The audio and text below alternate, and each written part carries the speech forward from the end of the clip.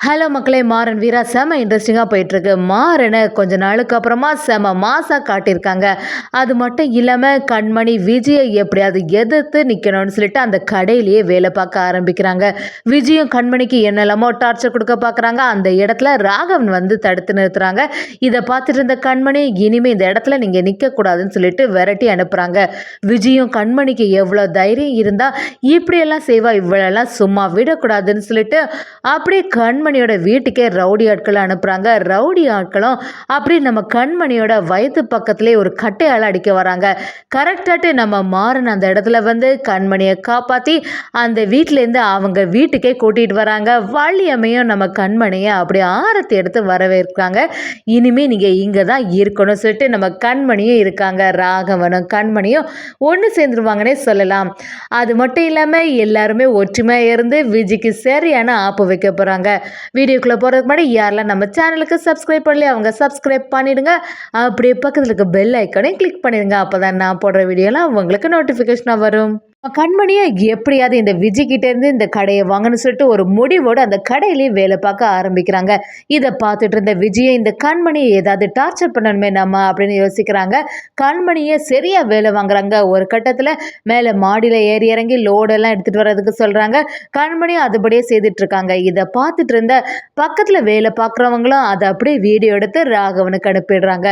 அதை பார்த்த உடனே ராகவன் அப்படியே என்ன தைரியம் இருந்தால் இந்த விஜய் இப்படிலாம் செய்வான்னு சொல்லிட்டு அந்த கடைக்கே போய் கண்மணி நீ எதுக்கு இந்த வேலையெல்லாம் செய்கிற, இந்த மாதிரிலாம் செய்யாத, வயிற்றுல வர குழந்தைய வச்சுட்டு இப்படியே பண்ணுவ அப்படிங்கிற மாதிரி சரியாக கேட்குறாங்க.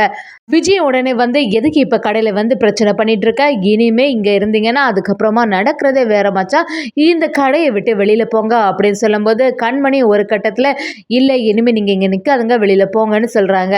விஜய் ராகவன் கிட்ட உங்களுக்கெல்லாம் நல்ல அறிவு இருந்துச்சுன்னா இந்த கடை உங்களை விட்டு போயிருக்காதே அப்படிங்கிற மாதிரி பேசுனதும் நம்ம கண்மணிக்கு பயங்கரமாக கோபம் வருது. இதுக்கு மேலே ஏதாவது ஒரு வார்த்தை பேசினா அப்புறமா நடக்கிறதே வேறன்னு சொல்லிடுறாங்க.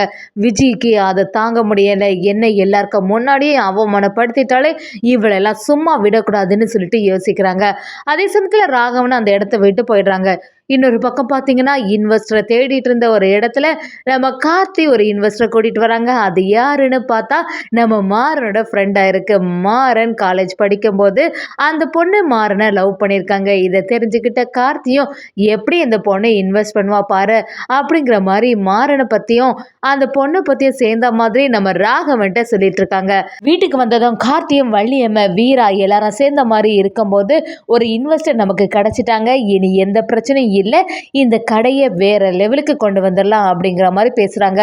வள்ளியம்மையை யார் அந்த இன்வெஸ்டர் அப்படின்னு விசாரிக்கும் போது கார்த்தியும் வேற யாரும் இல்லை, மாறன் கூட படித்த பொண்ணு தான் அந்த கடையில் உள்ள இன்வெஸ்டர் அப்படின்னு சொன்ன உடனே நம்ம வீராவுக்கு அப்படி தூக்கி வாரி போடுறது. என்ன பண்ணுறது, மாறன் கூட படித்த பொண்ணா அப்படின்னு சொல்லிட்டு நம்ம வீரா கொஞ்சம் பொசசிவாக இருக்காங்கன்னே சொல்லலாம். நம்ம மாறனும் ஆமாம் என் கூட படித்த பொண்ணு தான், ஃப்ரெண்டு தான் அப்படிங்கிற மாதிரி அசால்ட்டாக சொல்லிட்டு விடுறாங்க. நம்ம கார்த்தியும் ஒரு வழியாட்டு நம்ம மாறனை கிண்டல் பண்ணுற மாதிரி இருக்குது. அதை பார்த்த வீராவும் என்னடா ஒன்றுமே புரிய மாட்டேங்குதே அப்படிங்கிற மாதிரி யோசிக்கிறாங்க. வள்ளியம்மையும் சரி எப்படி இருந்தாலும் நம்ம கடையில் முன்னேற்றம் வந்தால் சரி, அண்ணனை இவ்வளோ சோகமாக பார்க்கவே முடியலை, பார்த்தியா அண்ணனுக்கு இப்படி ஒரு பிரச்சனை வேற வந்துட்டு எப்படியாவது நம்ம வாழ்க்கையிலேயே முன்னேறலாம் அப்படிங்கிற மாதிரி வள்ளியம்மா நினைக்கிறாங்க. வீராவும் வள்ளியம்மா நீங்கள் எதுக்குமே கவலைப்படாதுங்க, எல்லாமே நல்லபடியாக நடக்கும், என்னதான் இருந்தாலும் நம்ம ஒற்றுமையாக இருக்க வரைக்கும் நம்மளை எதுவுமே செய்ய முடியாது அப்படிங்கிற மாதிரி வீரா சொல்கிறாங்க. இன்னொரு சைடு பார்த்தீங்கன்னா விஜய் பயங்கர டென்ஷனில் இருக்காங்க. என்னதான் பண்ணாலும் சமாதானம் ஆகிற மாதிரி இல்லை. இந்த கண்மணி எவ்வளோ தைரியம் இருந்தால் கடையில் எல்லாருக்கும் முன்னாடி என்னை அவமானப்படுத்தியிருப்பா, அவளெல்லாம் சும்மாவே விடக்கூடாது, கடையில் வச்சு எதுவுமே சொல்ல முடியலை, ஆனால் வீட்டில் ஏதாவது பண்ணிடணும் அப்படின்னு சொல்லிட்டு விஜய் யோசிக்க ஆரம்பிக்கிறாங்க. இதை கேட்டுட்டு இருந்தால் அவங்க அம்மாவும் என்னடி பண்ண போகிற, அவளுக்கு ஏதாவது பிரச்சனை வந்துச்சுன்னா திருப்பியும் நமக்கு ஏதாவது பிரச்சனை ஆகிரப்போகுது, நீ கொஞ்ச நாளுக்கு பொறுமையாயிரு அப்படிங்கிற மாதிரி விஜயோட அம்மா சொன்னாலும் அவங்க கேட்குற மாதிரி இல்லை. விஜய் ஒரு பிளானை போட்டுட்டாங்க. அப்படியே ரவுடிங்கள்ட்ட ஃபோன் பண்ணி நான் சொல்லக்கூடிய அட்ரஸில் ஒரு பொண்ணு இருப்பா, அவளை அடித்து துவம்சம் தும்சம் பண்ணிடுங்க அப்படிங்கிற மாதிரி சொல்லி வைக்கிறாங்க. அந்த ரவுடிங்களும் அப்படியே அந்த இடத்துக்கு போகிறாங்க. அங்கே போய் கண்மணியும் அவங்க அம்மாவும் வீட்டில் இருக்கும்போது அங்கே ஒரு சம்பவம் நடக்குது.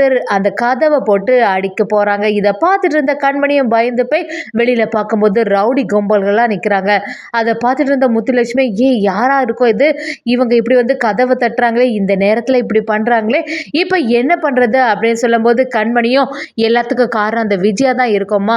விஜய் தான் இந்த இன்னைக்கு கடையில் வச்சு ஒரு பிரச்சனை நடந்தது, அதனால தான் அவள் தாங்க முடியாமல் இந்த ஆட்களை அனுப்பியிருப்பாங்க அப்படிங்கிற மாதிரி சொல்கிறாங்க.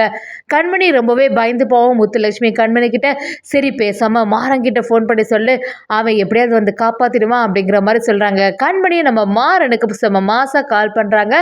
மாறனும் அதை கேட்ட உடனே, சரி அண்ணி, நீங்கள் எதுக்குமே கவலைப்படாதுங்க, என்ன நடந்தாலும் கதவை மட்டும் திறக்காதுங்க அப்படிங்கிற மாதிரி சொல்லி வைக்கிறாங்க. கண்மணியும் சரி எப்படியோ கொஞ்ச நேரத்தில் மாறன் வந்துடுவான்னு தைரியத்தில் இருக்காங்க. கதவை விடுற மாதிரி இல்லை, அந்த ரவுடிங்களும் கதவை போட்டு தட்டிகிட்டே இருக்காங்க. நம்ம கண்மணிக்கும் முத்துலட்சுமிக்கும் ரொம்பவே பயம் ஆயிடுது. கொஞ்ச நேரத்தில் அந்த ரவுடிங்கள் தட்டினதில் அந்த கதவும் ஓப்பன் ஆயிடுது. அதை பார்த்த உடனே கண்மணி அப்படியே பதறி போயிடுறாங்க. நம்ம முத்துலட்சுமி அப்படியே கண்மணியை தடுத்து நிறுத்துறாங்க. கண்மணிக்கு மேலே எந்த அடியும் படாமல் முத்துலட்சுமி அந்த அடியை வாங்கிட்டு இருக்காங்க.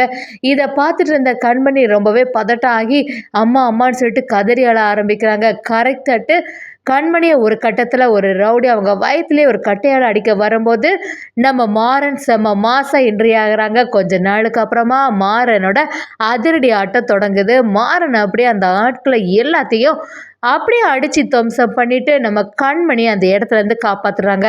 கண்மணி கிட்ட வந்து, அண்ணி நீங்கள் இனிமேல் இங்கே இருக்கிறது சரியே இல்லை, எல்லாத்துக்கும் காரணம் அந்த விஜி தான், நீங்கள் அந்த கடையில் வேலை பார்க்குறதா எங்களுக்கு பிடிக்கல, அன்றைக்கே நாங்கள் சொன்னோம் இனிமேல் இந்த கடையில் நிற்காதுங்க, அதுக்கப்புறம் உங்களுக்கும் உங்கள் வயத்தில் வளர எங்கள் வாரிசுக்கும் அது சரியே படாது அப்படின்னு சொன்னோம். பார்த்தீங்களா விஜி எந்த கட்டம் வரைக்கும் இறங்கிட்டான்னு. அவளெல்லாம் ஒரு போதும் நம்பவே கூடாது, எல்லாத்துக்கும் காரணம் அவளை தான் இருக்கும். நம்ம குடும்பத்துக்கு ஏதாவது ஆபத்து வந்ததுன்னா அதுக்கப்புறம் எனக்கு தாங்கவே முடியாது. எங்களுக்கு நீங்களும் முக்கியம், உங்களோட வயத்தில் வளர குழந்தையும் முக்கியம், கண்டிப்பாக நம்ம வீட்டுக்கு வாங்க அண்ணி அப்படின்னு சொல்லும்போது அவங்க அம்மாவும் நம்ம கண்மணிகிட்ட வந்து, மாப்பிள்ள சொல்கிறது எல்லாமே கரெக்ட் தான் கண்மணி, இனிமேல் நீ இங்கே இருக்கிறது நல்லதே கிடையாது, எப்படி இருந்தாலும் அந்த விஜய் ஏதாவது பண்ணதுக்கு யோசிச்சுட்டே இருப்பா, பேசாமல் அந்த வீட்டுக்கே போயிட அப்படிங்கிற மாதிரி சொல்கிறாங்க. கண்மணியும் நீங்கள் சொல்கிறது எல்லாம் சரிதான், ஆனால் ராகவன் பற்றி யோசிக்காத, கண்டிப்பாக உனக்கும் உனக்கு குழந்தைக்கும் ஒரு சேஃப் வேணும்னா அது அந்த வீட்டில் தான் கிடைக்கும் அப்படின்னு சொல்லும்போது நம்ம கண்மணியோட மனசு மாறுது. அப்படியே கண்மணி வீட்டுக்கு போகிறதுக்கு ரெடி ஆகிறாங்க. மாறனும் நம்ம கண்மணியை நைட்டு கூட்டிகிட்டு வராங்க. அப்படியே கூட்டிகிட்டு வரும்போது வள்ளியம்மை கிட்ட சொல்கிறாங்க நம்ம மாறன், வாங்க கண்மணி அண்ணி வந்துட்டாங்கன்னு. வள்ளியம்மைக்கு பயங்கர சந்தோஷமாக இருக்குது, நம்ம நினச்ச மாதிரியே வந்துட்டாங்க, அதுக்கு மிச்சமாக நம்ம ராகவன் சிரிச்சுட்டே இருக்காங்க, நம்ம நினச்ச மாதிரியே கண்மணி இந்த வீட்டுக்குள்ளே வந்துட்டாளே அப்படின்னு சந்தோஷப்படுறாங்க. வள்ளியம்மையும் அப்படியே நம்ம கண்மணியை ஆரத்தி எடுத்து வீட்டுக்குள்ளே விடுறாங்க. வீராவும், அக்கா நல்லபடியாக நீ வீட்டுக்கு வந்துட்டல அப்படின்னு சொல்லிட்டு கூப்பிட்றாங்க. மாறன் கிட்ட வந்து நம்ம வீராவும், என்னாச்சுடா இவ்வளோ நைட்டு வேலையில் என்னாச்சு அப்படின்னு கேட்கும்போது நம்ம மாறன் எல்லா விஷயத்தையும் சொல்ல ஆரம்பிக்கிறாங்க. வீராவும் அப்படியே பதட்டம் ஆயிடுறாங்க. என்ன சொல்கிற மாறா, இந்த விஜிக்கு இவ்வளோ தைரியம் இருக்கா, எவ்வளோ தைரியமாக இந்த கண்மணி அக்காவையும் இப்படி பண்ணதுக்கு ரெடி ஆயிட்டா அப்படிங்கிற மாதிரி வீரா நினைக்கிறாங்க. இதெல்லாம் சுற்றி இருந்து பார்த்துட்டு இருந்த விஜயும் அவங்க அம்மாவும் பயங்கர ஷாக் ஆயிடுறாங்க. என்னடா நம்ம ஒன்று நினச்சா இங்கே வேற மாதிரி நடக்குதே, கடைசியில் இந்த கண்மணி வீட்டுக்கே வந்துட்டாளே, இனி ராகம் கூட ஒன்று சேர்ந்துருவாளோ அப்படிங்கிற மாதிரி விஜய் நினைக்கிறாங்க.